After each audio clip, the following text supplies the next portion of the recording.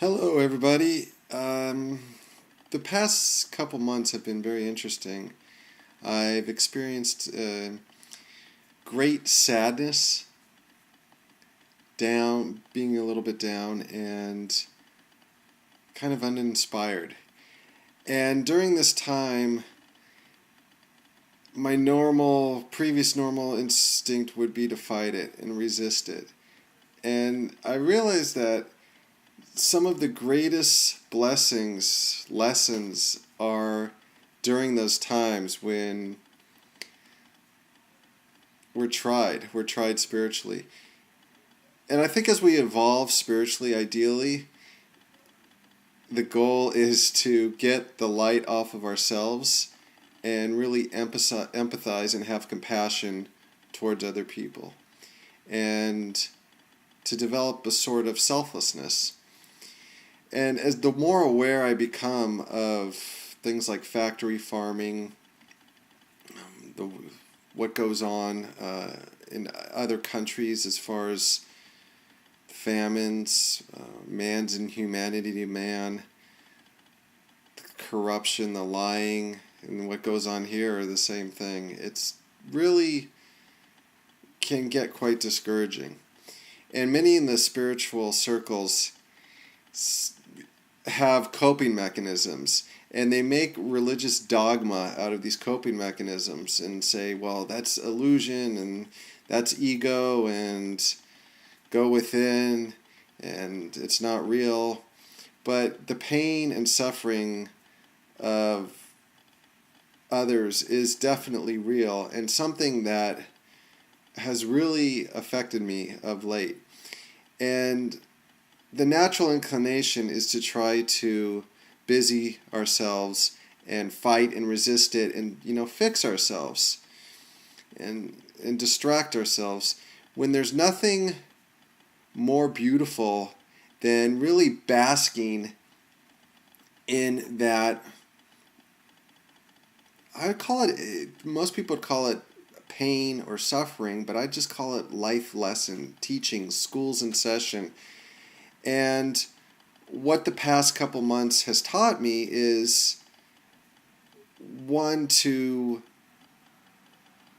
become more active, become more of a volunteer, become more of a soul that wants to share love in action.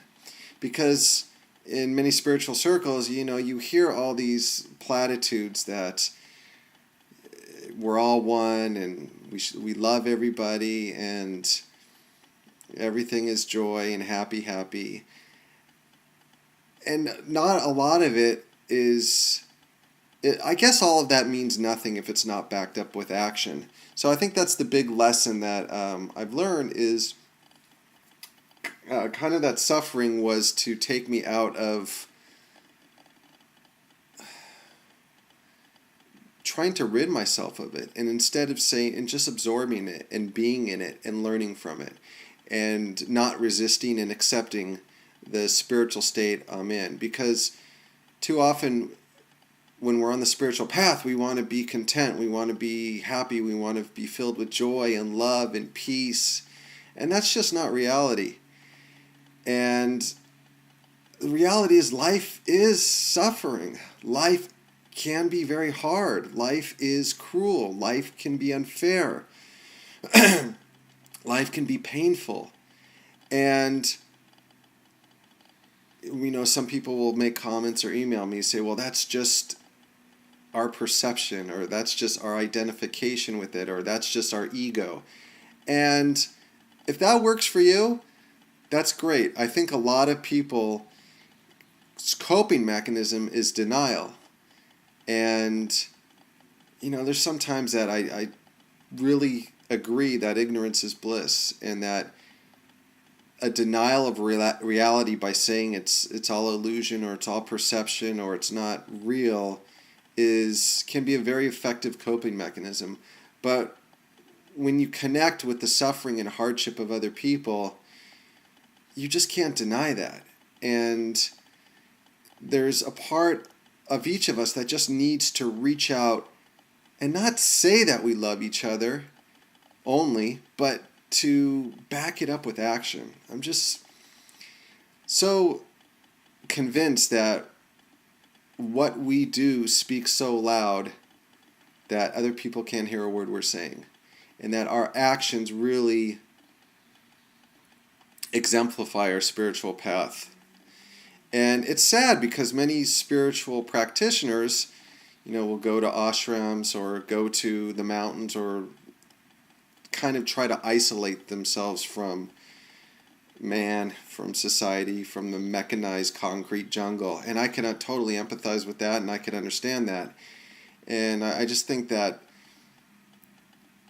our purpose in life, what gives us that sense of satisfaction, is not accomplishing things for ourselves. Yeah, that gives temporal satisfaction, and it feels good, but then you just need your next fix.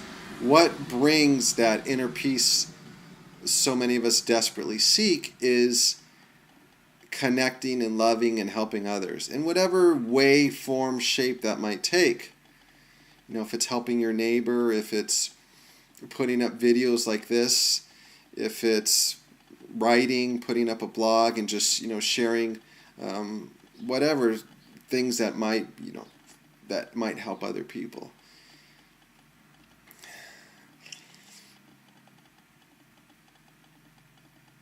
So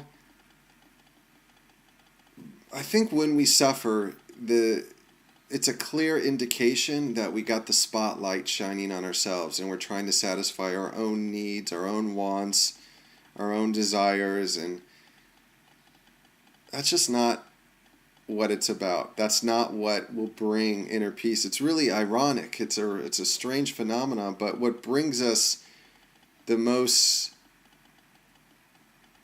spiritual comfort is acts of love. And yet it takes so long to practice such a simple spiritual principle. Thanks for listening.